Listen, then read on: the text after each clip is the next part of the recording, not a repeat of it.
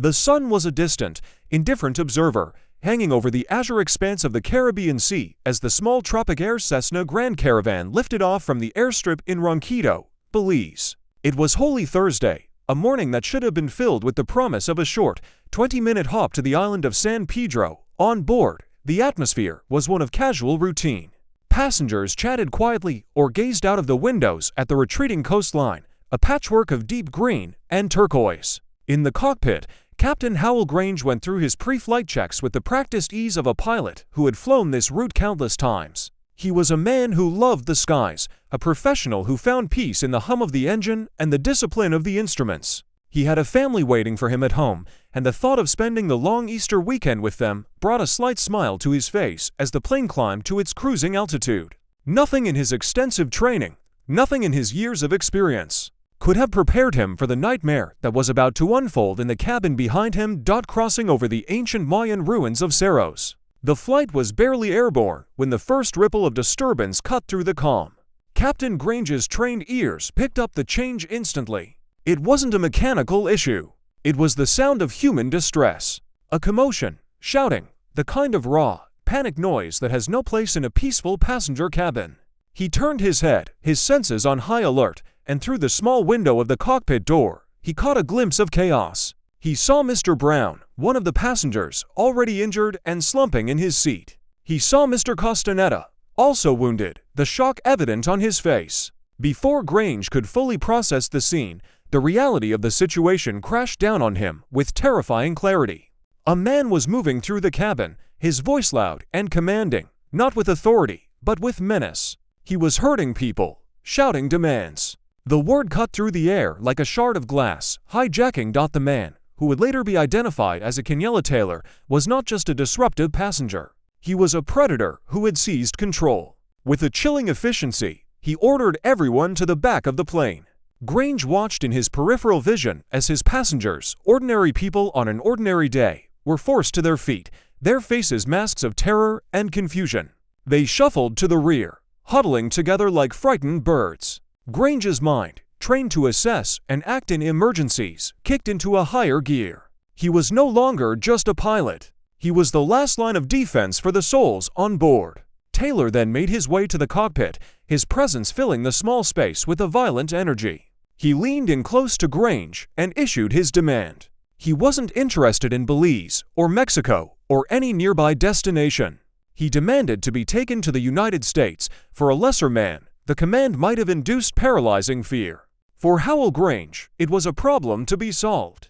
He knew he had to buy time. He had to think faster than his captor. His voice remained calm, level, professional. "Okay," he said, his tone almost conversational. "No problem." He pointed to the sophisticated G100 avionics suite on his dashboard, the digital map display that was his window to the skies. "Which airport in the US do you want to go to? I need to put it into the GPS." As the hijacker leaned forward to look at the screen, Grange's fingers danced across the controls. He pretended to input a destination, but his real mission was far different. He subtly manipulated the display, zooming in and out, moving the map away from their actual position.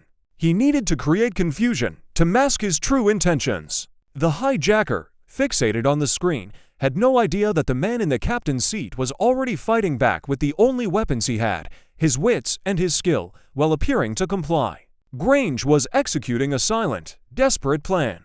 He keyed his mic and contacted air traffic control, but he didn't speak in English. He switched to Spanish, a language his hijacker did not understand. In calm, measured tones, he alerted the controllers on the ground to the unfolding crisis. He told them a hijacking was in progress, that he was being forced to fly to the US, but that he would do everything in his power to prevent that from happening. The controllers, understanding the gravity of the situation, played along, responding in Spanish as if everything were normal. It was a secret communication, a lifeline of sanity in a world that had suddenly gone mad. Grange then began to fly with a deceptive purpose. He turned the plane away from the coast, heading out over the vast, featureless expanse of the sea. Over water, there are no roads, no landmarks, no points of reference. He knew that disorientation was his greatest ally. He began to change altitude constantly, climbing and descending, weaving a complex, seemingly random pattern in the sky. To the hijacker, it must have felt like they were on a long, confusing journey. In reality, Grange was buying precious minutes, burning fuel, and slowly, carefully, circling back towards the international airport in Belize City. He flew loops out over the ocean, then doubled back, approaching the airport from a different direction each time, ensuring the hijacker would never recognize any familiar coastline. This was not just flying. It was aerial combat, a brilliant feat of deception choreographed at 10,000 feet. For over an hour, this deadly dance continued. Grange's initial plan was to land at the main international airport, hoping that the ruse would hold until the wheels touched the tarmac. But as he made his approach, Taylor saw something he didn't like. The runway, the buildings, the layout, it didn't match his expectation of an American airport. Suspicion flared into rage. "That's not the US!" he screamed. "Go around. Take me to the US." Grange had no choice but to abort the landing and power up the engines, climbing back into the sky. The fuel gauge was dropping. The margins for error were gone. A furious argument erupted in the cockpit. Taylor, realizing he was being tricked, became more volatile, more threatening. He glared at Grange, his eyes burning with fanatical intent. "If you're not going to take me to the US," he hissed, the words hanging in the air like a death sentence, "then we all die here today." Grange knew he was out of options and out of time.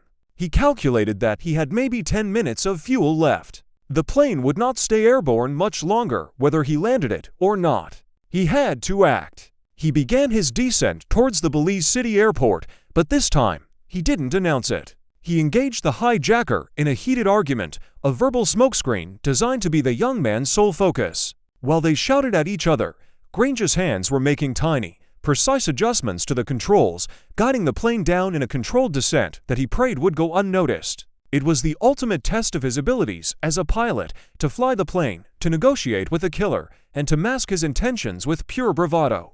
The runway grew closer, the details of the ground sharpening into focus. Taylor finally looked out the window. He saw the palm trees, the low-lying buildings, the unmistakable landscape of Belize. The deception was over. The realization that he had been outsmarted for hours sent him into a frenzy. With a guttural roar, he lunged at Grange, a large knife materializing in his hand. The first blow came hard and fast, the blade sinking into the captain's flesh. The cockpit, the last bastion of control, had become a bloody arena. The first stab was just the beginning. In the chaos, Grange killed the engine, the sudden silence a stark contrast to the violence erupting around him. The plane was still rolling on the tarmac, but it was now a battleground. Taylor was incredibly skilled with the knife, his movements quick and brutal. He stabbed Grange repeatedly. One blow caught him on the chin, the blade slicing up and through his tongue. Another aimed for his temple, but his sunglasses deflected it just enough to save his life. His right hand, the hand he used to fly, to control the fate of his aircraft, was slashed open, the wound deep and gushing blood. In total, he would suffer 10 stab wounds. Yet, despite the pain, despite the blood that was quickly soaking his uniform, Grange did not stop fighting. He grappled with Taylor, his strength fueled by a primal instinct to survive and to protect the passengers cowering in the back. As they wrestled, the sounds of the struggle echoed through the small plane. Then, a new sound ripped through the air. 2 gunshots. It was a Belizean special constable on board who had managed to fire at the hijacker, ending the reign of terror in a single, decisive moment. The plane came to a stop.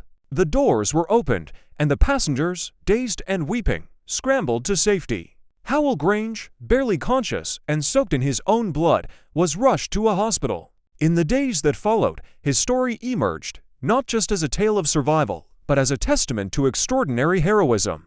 He had been stabbed 10 times. Doctors later marveled that none of the wounds had severed a major artery or vital organ. As he was being wheeled out of the hospital, greeted by a crowd of applauding staff, friends, and family, he did not ask to go home.